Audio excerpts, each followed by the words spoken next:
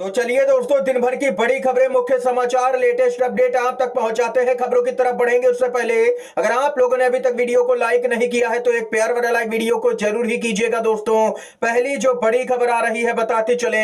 PM Modi का भाषण पूरी तरह से फ्लॉप हो रहा, विपक्ष का जोरदार हमला। जी हां दोस्तों, संविधान पर चर्चा के दौरान राहुल गांधी ने भाषण दिया जिसको यहां पर अब तक लाखों लोग देख चुके हैं। वहीं दूसरी तरफ पीएम मोदी का भाषण यहां पर जब हो रहा था तब यहां पर कुछ हजार ही लोग नजर आए जो सुनने वाले नजर आए। उन्होंने भी बाद में इस भाषण को जुमला कहा है, यानी कि राहुल गांधी की स्पीच तो लोग यहां पर सुनना चाहते हैं लेकिन पीएम मोदी की बातों पर लोगों का भरोसा ही नहीं रहा, इसीलिए सुनना ही नहीं चाहते। दोस्तों, बोलने गए संविधान पर कांग्रेस चालीसा पढ़ करके लौट आए जैसे कांग्रेस ही संविधान का पर्याय हो। संविधान पर चर्चा करनी थी लेकिन पीएम मोदी ने सिर्फ यहां पर कांग्रेस पर ही निशाना साधा। उन्होंने बार बार कांग्रेस का ही नाम लिया। और वहीं प्रियंका गांधी सांसद है, बोली मोदी का भाषण बोरिंग था, अमित शाह और नड्डा को भी नींद आने लगी थी। ये यहां पर दोस्तों देख सकते हैं कि इस कदर से भाजपाई भी परेशान नजर आए, उनको भी नींद आने लगी। पीएम मोदी के भाषण के दौरान पूरी तरह से फ्लॉप बताया है प्रियंका गांधी ने पीएम मोदी का भाषण। अखिलेश यादव बोले, मोदी का भाषण सुनकर के निकले अखिलेश यादव बोले आज हमें 11 जुमलों का संकल्प सुनने को मिला है। ये अखिलेश यादव ने जोरदार हमला दोस्तों पीएम मोदी पर साधा है। इसके साथ ही एक सोशल मीडिया के यूजर ने पीएम मोदी के भाषण पर कहा कि मोदी जितनी बड़ी बड़ी बातें अपनी स्पीच में करते हैं, अगर उसका 1% काम भी कर दें तो देश की यहां पर काफी ज्यादा तरक्की हो जाए, हालात बदल जाएं। ये लोगों ने अपनी राय भी रखी है। दोस्तों, बताते चले, अगर किसी का भाषण रिपीट मोड में चले तो समझ लीजिए कि मामला गोल है, कुछ भी नया नहीं है कहने के लिए। ये लोगों की यहां पर राय आ रही है सामने। मोदी अब बोर करते हैं, हो सकता है कि भक्तों को उनकी वाणी प्रिय लगती हो, मगर यदि एक ही कहानी अगर बार बार सुनाई जाएगी तो कौन यहां पर सुनेगा। और नया लाए भी तो हैं 11 संकल्प, जिनका पालन ना वे करेंगे ना उनकी सरकार। अरे संसद तक तो संविधान के अनुसार चला नहीं रहे, देश क्या चलाएंगे। प्रियंका गांधी से लेकर के पूरा विपक्ष हमला पर नजर आया। दोस्तों, कुल मिलाकर के कहा जाए तो यहां पर पीएम मोदी के भाषण को सुनने के लिए देश की जनता तैयार नहीं हुई। वहीं राहुल गांधी के भाषण ने सारे ही पिछले रिकॉर्ड भी यहां पर तोड़ दिए हैं। संविधान पर चर्चा के दौरान राहुल गांधी की जो बातें हैं वो तेजी से वायरल हो रही हैं, जिससे भाजपा और भी ज्यादा दोस्तों बौखलाई हुई सी नजर आ रही है। लेकिन एक खास चीज ये भी यहां पर देखने को मिली दोस्तों, अगली अपडेट में बहुत ही बड़ी अपडेट है। राहुल गांधी जब भाषण दे रहे थे तब प्रधानमंत्री मोदी यहां पर संसद में मौजूद नहीं थे। प्रधानमंत्री लोकसभा में संविधान पर चर्चा यहां पर कर रहे थे और संविधान पर चल रही बहस का समापन कर रहे थे पीएम मोदी, लेकिन नेता विपक्ष सदन में नहीं दिख रहे थे।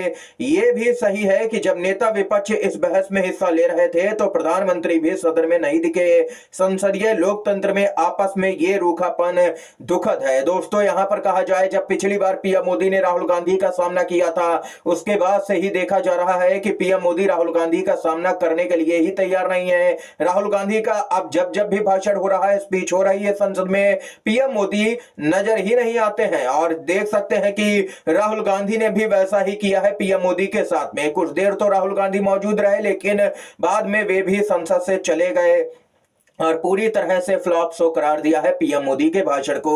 दोस्तों, इसके साथ ही जो अगली अपडेट है उसकी तरफ बढ़ेंगे, लेकिन उससे पहले आप लोग यहां पर पीएम मोदी के भाषण को 10 में से यहां पर कितने नंबर देना चाहते हैं कमेंट बॉक्स में जरूर ही बताइएगा दोस्तों। और अगर चैनल को अभी तक सब्सक्राइब नहीं किया है तो चैनल को सब्सक्राइब जरूर ही कीजिएगा दोस्तों। जो अगली अपडेट है आप लोगों को यहां पर बताते चले। खबर आ रही है एक देश एक चुनाव को लेकर के, लोकसभा में कल विधेयक पेश करेगी मोदी सरकार, विपक्ष का जोरदार विरोध, फिलहाल निकाय चुनाव बाहर रखने का फैसला। जी हां दोस्तों, बात हो रही है, बिल का नाम है एक देश एक चुनाव, लेकिन यहां पर देख सकते हैं कि अब खबर आ रही है कि निकाय चुनाव को बाहर रखने का फैसला लिया गया है, यानी कि हिम्मत ही नहीं हो रही है एक साथ चुनाव करवाने की, लेकिन बिल लाने के लिए यहां पर बहुत जल्दी है सरकार को। दोस्तों, बताते चले, देश भर में एक साथ चुनाव कराने की कवायद के तहत सरकार 16 दिसंबर को लोकसभा में एक देश एक चुनाव से जुड़े 2 विधेयक यहां पर पेश करने वाली है। मसौदा विधेयक में बताया गया है कि एक साथ यहाँ पर चुनाव कराना कई कारणों से जरूरी है। एक तो अलग अलग चुनाव कराना बेहद ही खर्चीला है और पूरी प्रक्रिया में काफी समय लगता है। मसौदे में यह भी कहा गया है कि बार बार चुनावों की वजह से विकास कार्यों पर प्रतिकूल असर पड़ता है और आम जनजीवन भी बाधित होता है। दोस्तों यहाँ पर एक खास चीज बताई गई है बिल में कि काफी खर्चा होता है अगर अलग अलग चुनाव करवाया जाए। क्या आपने एक बात नोटिस की है, मध्य प्रदेश में जब भाजपा ने कांग्रेस की सरकार गिराई थी तो वहां पर उपचुनाव हुआ, खर्चा हुआ कि नहीं? कर्नाटक में भाजपा ने ऑपरेशन लोटस चलाया, यहां पर सरकार गिराई, वहां पर देख सकते हैं कि उपचुनाव हुआ या नहीं। गोवा में भी यही किया गया दोस्तों।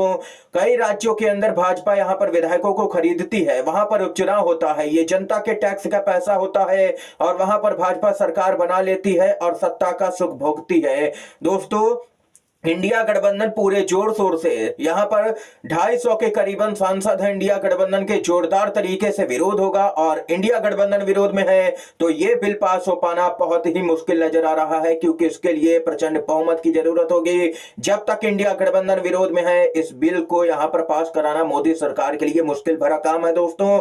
इसके साथ ही जो अगली अपडेट है यहां पर बताते चले, अखिलेश यादव ने एक देश एक चुनाव को लेकर के जबरदस्त निशाना साधा है पीएम मोदी पर। जी हां दोस्तों, यहां पर अखिलेश यादव ने साफ तौर पर कहा कि अगर इतनी ही जल्दी है तो प्रधानमंत्री मोदी सदन में आए और सरकार भंग कर दें और पूरे देश का चुनाव एक साथ करवा लें। अगर एक राष्ट्र एक चुनाव के लिए इतनी ही जल्दी है तो इससे अच्छा और क्या ही समय मिलेगा। जब हम संविधान पर चर्चा कर रहे हैं तब पूरे देश की सरकारें आज ही भंग कर दें और चुनाव तुरंत ही करवा लें। ये अखिलेश यादव ने जोरदार हमला दोस्तों पीएम मोदी की सरकार पर बोला है और कहा है कि 2029 या 34 तक का इंतजार क्यों करना, आज ही क्यों नहीं एक देश एक चुनाव करवा लेते हैं, दूध का दूध पानी का पानी हो जाएगा। प्रियंका गांधी ने तो साफ तौर पर कह दिया कि बैलेट पेपर से चुनाव करवाओ, आपकी लोकप्रियता का आपको पता चल जाएगा। जब आपको देश में यहां पर 15 से 20% का वोट मिलेगा, आप भी कहेंगे कि यहां पर जो आज तक गड़बड़ी करते थे वो नहीं करनी चाहिए थी। दोस्तों ये यहां पर देख सकते हैं, खबर आई है सामने।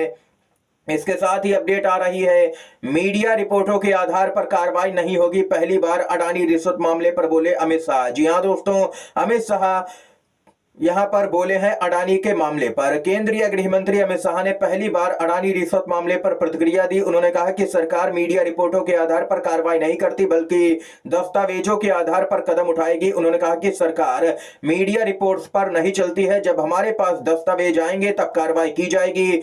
दोस्तों कुल मिलाकर के कहा जाए तो अडानी के खिलाफ में कार्रवाई नहीं की जाएगी। अमित शाह ने यही साफ तौर पर कह दिया है। सरकार में यह है, जब जांच ही नहीं होगी तो सबूत कहां से सामने आएंगे, अमित शाह को यह भी बताना चाहिए। दोस्तों आरोप लगते हैं तो उसकी जांच करवा लीजिए, दूध का दूध पानी का पानी तुरंत ही हो जाएगा। राहुल गांधी का तो यही कहना है कि जांच करवाइए, सबूत अपने आप मिल जाएंगे। लेकिन मोदी सरकार जांच से भाग रही है, क्योंकि राहुल गांधी का तो साफ तौर पर कहना है अगर जांच होगी तो पीएम मोदी का नाम भी आएगा और यह तो ऐसा ही हो जाएगा पीएम मोदी अपनी खुद की ही जांच करवा रहे हैं, इसलिए जांच करवाएंगे ही नहीं। ये राहुल गांधी लगातार बयान दे रहे हैं। दोस्तों इस समय की सभी बड़ी खबरें, मुख्य समाचार थे जो हमने आप तक पहुंचाए। दोस्तों वीडियो अगर पसंद आया हो तो लाइक कीजिएगा, इन खबरों को शेयर कीजिएगा अपने दोस्तों में, और चैनल पर अगर आप लोग नए हैं तो चैनल को जरूर ही सब्सक्राइब कीजिएगा। वीडियो देखने के लिए आप सभी का बहुत बहुत धन्यवाद। जय हिंद, जय भारत।